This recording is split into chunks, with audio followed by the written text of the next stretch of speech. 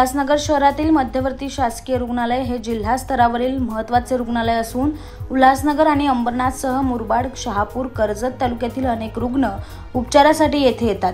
शासनाने रुग्णालयात विविध सुविधा उपलब्ध करून दिल्या असल्या तरी व्यवस्थापनाच्या ढिसाळ कारभारामुळे रुग्ण, त्यांच्या नातेवाईकांना आणि रुग्णालय कर्मचाऱ्यांना अनेक समस्यांचा सामना करावा लागत आहे।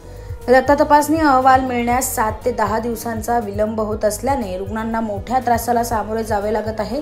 तसेच ओपीडी सकाळी 8 वाजता सुरू करावी आणि संध्याकाळी 4 ते 6 या वेळेत डॉक्टरांची उपस्थिती असावी अशी मागणी करण्यात आली। जळालेल्या व भाजलेल्या रुग्णांसाठी स्वतंत्र वॉर्ड असूनही तो बंद असल्याने रुग्णांचे हाल होत आहेत। तसेच अनेक वॉर्ड सुस्थितीत असूनही वापरात नाही। रुग्णालयाच्या परिसरात दुर्गंधी पसरली असून धूळ, कचरा आणि झाडांचा पालापाचोळा यामुळे परिसर अस्वच्छ आहे।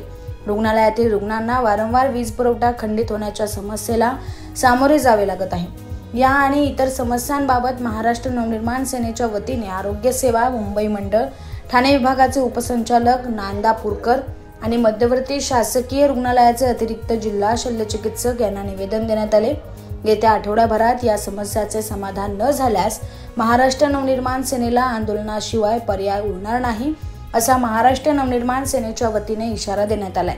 यावेळी मनसेचे महानगर संघटक मेनुद्दीन शेख, जिल्हाध्यक्ष ॲडव्होकेट कल्पेश माने, उपशहर अध्यक्ष शैलेश पांडव, विभाग अध्यक्ष कैलास घोरपडे, कैलास वाघ, प्रकाश कानंडे, उपविभाग अध्यक्ष मोहित बेहरानी, शाखा अध्यक्ष दीपेश धारीवाल, नरेश चिकसे, जगदीश माने, साहिल सय्यद आणि महाराष्ट्र हनुमान सेनेचे कार्यकर्ते उपस्थित होते।